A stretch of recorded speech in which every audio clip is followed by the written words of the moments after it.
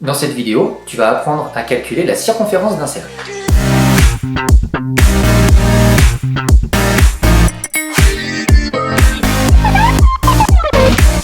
Alors pour cela, on a deux formules. La première, 2 fois r fois pi, ou la deuxième, d fois pi.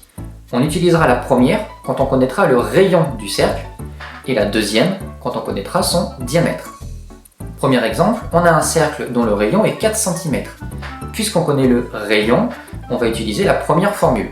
Donc 2 fois r fois pi, on remplace r par sa valeur, c'est 4, 2 fois 4 fois pi, ce qui donne 8 pi. Ça, c'est la valeur exacte. Nous, on veut une valeur approchée ou arrondie, on va donc utiliser la calculatrice. Si la calculatrice est une TI, pour accéder à la touche pi, il faudra utiliser cette touche. Si la calculatrice est une Casio, il faudra d'abord appuyer sur seconde, puis sur cette touche.